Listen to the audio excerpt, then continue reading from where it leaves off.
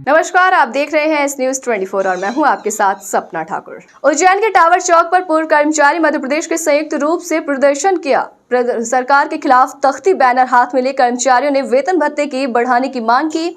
पूर्व कर्मचारियों ने सरकार को चेताया और अपने घरों के बाहर कागज की पैम्पलेट चिपका ली है, जिसमें लिखा है कि ये पेंशन का घर है, डीए एरिया नहीं तो कोई फोटो मांगकर हमको शर्मिंदा ना करे। मध्य प्रदेश की शिवराज सरकार द्वारा प्रदेश में पेंशनरों की लगातार अपेक्षा और उनके आर्थिक नुकसान करने से नाराज पेंशनर अब मजबूर होकर आंदोलन की राह पर है। शिवराज सरकार को प्रदेश में 4.50 लाख पेंशन और पेंशनर्स परिवार की शायद जरूरत नहीं है, तभी तो वो सेवारत कर्मचारियों को वेतन के साथ 31% महंगाई भत्ता दे रहे हैं। सर बताइए, पेंशनर को लेकर आपकी लड़ाई जारी है, क्या मांग है आपकी और आगे? सबसे पहले मैं स्पष्ट कर दूं कि यह आंदोलन किसी राजनीतिक दल से संबंधित नहीं है और ना हम किसी राजनीतिक दल में प्रतिबद्धता है। हम लोग कर्मचारी हैं, रिटायर्ड कर्मचारी। हमारा शोषण किया जा रहा है। मध्य प्रदेश इकलौता ऐसा दुर्भाग्यशाली राज्य बना है जहां पर रिटायर्ड कर्मचारियों को मात्र 17% महंगाई भत्ता दिया जा रहा है। अन्य भारत के लगभग सभी प्रदेशों में रिटायर्ड कर्मचारियों को वेतन के साथ 31 और 34% महंगाई भत्ता दिया जा रहा है। मध्य प्रदेश और छत्तीसगढ़ दो राज्य ऐसे निकम्मे राज्य हैं जो अपने कर्मचारियों का शोषण कर रहे हैं। उम्र के इस दौर में जहां पर अधिक पैसों की ज़रूरत पड़ती है, घर में बीमारी आजारी, बढ़ती महंगाई, आप देखें डीजल पेट्रोल से लेकर दाल साबुन तेल तक की महंगाई बहुत ज़्यादा बढ़ गई है। ऐसे में हर कर्मचारी को कम से कम 6,000 से लेकर 15,000 रुपये तक प्रति माह का नुकसान हो रहा है। तो हमारा यह कहना है, हम भी इसी प्रदेश के कर्मचारी हैं, रिटायर्ड कर्मचारी हैं। हमारा संज्ञान आप तुरंत लें। हमारे परिवार को जीवन यापन में कठिनाई आ रही है। अगर अभी भी सरकार नहीं चाहती तो हम विधानसभा में इस सरकार को उखाड़ देंगे। 2 जुलाई को लापता नाबालिग लड़की की रात को अर्धनग्न लाश मिलने का मामला सामने आया, जहां पुलिस ने एक आरोपी को इसमें गिरफ्तार कर लिया। मंगलवार को जिला पुलिस अधीक्षक सत्येंद्र कुमार शुक्ला ने इस पूरे मामले का खुलासा प्रेस कॉन्फ्रेंस के माध्यम से किया। एसपी सत्येंद्र कुमार शुक्ल ने बताया कि 2 जुलाई को बड़नगर तहसील के गाँव खेड़ावदा में एक 14 वर्षीय बालिका की लाश उसी के नानी के घर में दूसरी मंजिल पर मिली थी, जिस पर पुलिस ने जांच के दौरान उक्त बालिका की हत्या करना पाया, जिस पर पुलिस अधीक्षक ने गंभीरता से इस मामले को लेकर एक जांच दल गठित की थी, जिसमें घटना वाले दिन में संदिग्ध लोगों की पहचान कर उनसे पूछताछ की जा रही थी। 2 तारीख को भाटपचलाना थाने के खेड़ावदा गांव की घटना है। एक बालिका जिसके घूमने की रिपोर्ट परिजनों ने की थी और उसके बाद जब उसकी तलाश की गई तो परिजनों को वो बालिका अपने घर के ही एक कमरे में मिली थी। इस आधार पर जब पुलिस की टीम को वहाँ पहुँची और पूरा मुआयना किया तो जिस अवस्था में लड़की थी उससे निश्चित तौर पे एक सेक्सुअल असॉल्ट विथ मर्डर की संभावना बनी थी।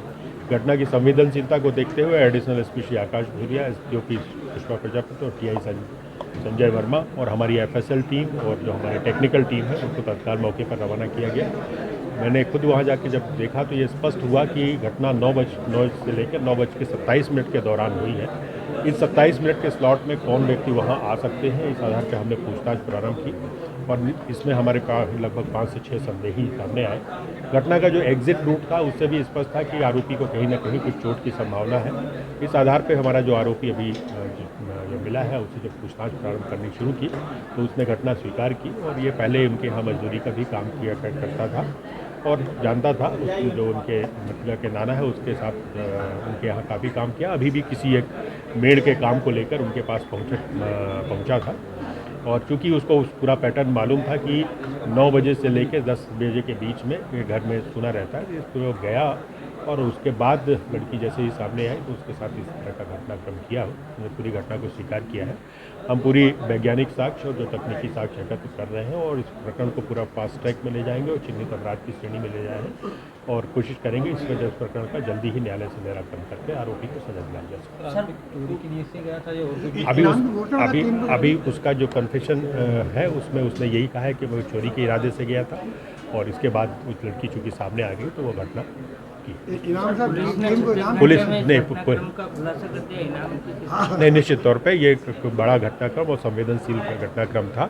इसमें चूँकि मेरी अपनी लिमिट है कि इससे ऊपर नहीं कर सकता। ये पूरी टीम के लिए मैं आईजी साहब के पास प्रतिवेदन भेजूंगा, आईजी साहब से उनको इनाम दिलवाऊंगा ताकि अच्छा इनाम मिल सके। और इस पर जो गजटेड अफसर हमारे साथ काम किए, additional SP, SDOP Pushpa Prajapat, SDOP Badnagar, इन सबको भी प्रशस्ति पत्र दिलाएंगे। प्राप्त जानकारी के अनुसार बताया जा रहा है कि गिरवास गांव में रहने वाली एक 6 वर्षीय बालिका रचना पिता मुकेश आज सुबह अपने घर के आंगन में खेल रही थी, तभी एक बंदर ने उक्त बालिका पर हमला बोल दिया, जिस पर आस पड़ोस में रहने वाले लोगों ने बंदर को मारकर भगाया, परंतु हमले के कारण बालिका गंभीर रूप से घायल हो गई, जिसे उपचार के लिए जिला चिकित्सालय लाया गया, जहां उसका उपचार किया जा रहा है। बताइए क्या हादसा हुआ है आपके साथ? हमारी बच्ची घर के सामने खेल रही थी, खड़ी थी, बंदर आया, उसने पैर में पता नहीं मुंह से करा है कि हाथ से करा है, कुछ हमें पता नहीं है। फिर जैसे ही देखा हमने, अस्पताल में लेके तुरंत आ गए हम। फिर इलाज चालू हो गया था इसका। क्या नाम है इनका? बच्ची राधिका, 6 साल की, कहाँ के निवासी आप? एडवास। कितनी बजे काटा था बच्चे को? करीबन 12 साढ़े 12 बज गई थी। ये अकेली खेल रही थी बच्ची? हाँ अकेले थे। उज्जैन में नगरीय निकाय पूरे शबाब पर है और चुनावी सरगर्मी जोर पकड़ चुकी है। कल रात वार्ड 20 में भाजपा प्रत्याशी के कार्यालय में घुसकर मारपीट की गई, तो वहीं वार्ड 25 में भी भाजपा पार्षद प्रत्याशी के कार्यालय पर जमकर हाथापाई हुई। इन सबके बीच दोपहर 12 बजे निर्दलीय प्रत्याशी सीताबाई बेस, जो वार्ड 25 से निर्दलीय चुनाव लड़ रही है, उनका पुत्र सिट्टू ठाकुर ने पत्रकार वार्ता में भाजपा वार्ड क्रमांक 25 से भाजपा पार्षद प्रत्याशी के परिजनों पर आरोप लगाया और कहा कि भाजपा के बड़े बड़े नेता मुझ पर दबाव बना रहे हैं, समर्थन देने के लिए मुझे डरा रहे हैं। मुझे मेरी हत्या का अंदेशा है, अगर कुछ होता है तो योगेश्वरी राठौर का परिवार जिम्मेदार होगा। किस तरह के आरोप लगा रहे हैं, क्या आपको? आज मैंने प्रेस वार्ता इसलिए ली गई है कि मेरे सभी भाइयों को, प्रेस वाले भाइयों को और सभी को मालूम पड़ना चाहिए कि हमारे साथ हम निर्दलीय प्रत्याशी वार्ड नंबर 25 से चुनाव लड़ रहे हैं हमारी माताजी सीताबाई बेस। आज हम पे वरिष्ठ भाजपा के नेता और प्रशासन, शासन, सबका दबाव हम पे आ रहा है कि आप अपना नाम आप प्रचार मत करो, हमारे प्रत्याशी को जीतने दो। अगर तुमने हमारी बात नहीं मानी तो तुम्हारे को ऐसा उलझाएंगे कि तुम जीवन भर जेल में पड़ा रहोगे, और उसके बाद मेरे साथ कुछ भी अनहोनी घटना हो सकती है। मेरे को बोला जा रहा है कि ऐसा फंसाएंगे या तेरे साथ कोई घटना कर देंगे। तो मैं थाने पे मेरे को 2 बार बुलाया गया टीआई साहब के द्वारा, और बोला गया कि तू मानेगा नहीं, तेरी 5-5 आवेदन यहाँ पड़े हुए हैं, मेरी झूठी शिकायत करवा के, और मेरे को डराया जा रहा है। और मेरे को ये बोला गया कि अगर तू पार्षद चुनाव भी जीत गया तो तेरी परेशानी बढ़ना, और हार भी गया तो तेरी परेशानी बढ़ना है। बोले तेरे साथ कुछ भी हो सकता है, तेरे को कोई भी बचा सकता। आप बोले विरोधी प्रत्याशी पर आप जो है कि शराब बांटने का शराब 15 दिन से विरोधी प्रत्याशी के द्वारा निजातपुरा बम्बनवाड़ा क्षेत्र में 15 दिन से सलंग दारुएं बांटी जा रही है, और आरोप हम पे लगाया जा रहा है, जबकि हम किसी भी चीज़ में लेने देने में नहीं है। हम तो सीधे सीधे मतदाताओं के पास हाथ जोड़ो, पैर पड़ के हम हमारा काम कर रहे हैं, और मतदाताओं का आशीर्वाद हमें भरपूर मिल रहा है। मतदाताओं का आशीर्वाद हमें भरपूर मिल रहा है, और मतदाताओं के आशीर्वाद से ही इस वार्ड को हम निर्दलीय प्रत्याशी के रूप में जीतेंगे। पूरे मामले की शिकायत आपने भी अभी तक कहीं नहीं की है क्या? हमने, हमारी कोई सुनवाई नहीं हो रही है, हमने कहीं शिकायत भी नहीं करी, पर सुनवाई नहीं होगी हमारी, इसलिए शिकायत करने से क्या है। इसलिए मीडिया के माध्यम से मैं आप सबको ये बताना चाहता हूँ कि हमारे साथ कोई अन्याय नहीं हुआ, इसलिए हमारी बात आप तक पहुँचे और आप आगे तक पहुँचाएं इसको। गंभीर घटना की भी आशंका है आपको क्या? मेरे को मेरी हत्या होने की भी संभावना है कि जनप्रतिनिधि मेरी हत्या करवा सकते हैं, और योगेश्वरी राठौर, उसका परिवार पूरी जवाबदार रहेगा इस घटना के लिए। शिकायत करेंगे अभी आप शिकायत करूँगा, मैं एसपी साहब के पास करूँगा, कलेक्टर साहब को शिकायत करूँगा, चुनाव आयोग को शिकायत करूँगा। मैं, मेरे पास वीडियो है जो ये एक BLO के साथ में उसको कैप्चरिंग करके, और वो उससे वोटिंग की पर्ची छुड़ाकर अपने घर पर उसको एक तरफ बिठाकर और वोटिंग लिस्ट में कुछ कारस्तानी कर रहे थे। मेरे पास वीडियो है, उस वीडियो को दिखाऊंगा मैं। आपकी कॉन्फ्रेंस के सामने नीचे काफ़ी देर तक जो है कि जोर से जो काफ़ी मेरी कॉन्फ्रेंस आज चल रही है, और कम से कम 1 घंटे तक योगेश्वरी राठौर का जनसंपर्क चल रहा था। डीजे बैंड बाजे, जब डीजे की परमिशन नहीं है तो डीजे क्यों बजाया जा रहा है? फिर आप मानते हैं कि आपकी बात को प्रभावित करने के लिए इतना सब कुछ किया जा रहा है? हमारी प्रेस वार्ता आज लेने के कारण ही ऐसा करा जा रहा है, और हमको दबाव बनाने के कारण सब ये चीज़ करी जा रही है। हम तो सीधे सीधे, हमारे साथ कोई जनप्रतिनिधि नहीं है, हमारी माताजी और हमारे पिताजी के साथ भी हम जनसंपर्क कर रहे हैं। आपका नाम बता दीजिए। अनिल सिंह बेस, मेरी माताजी का नाम सीताबाई बेस है, वार्ड नंबर 25।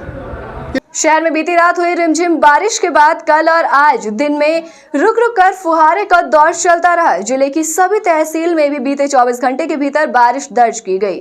तो वहीं दिन के तापमान में 1.9 डिग्री की कमी आने के बावजूद उमस से लोगों को काफी परेशानी रही।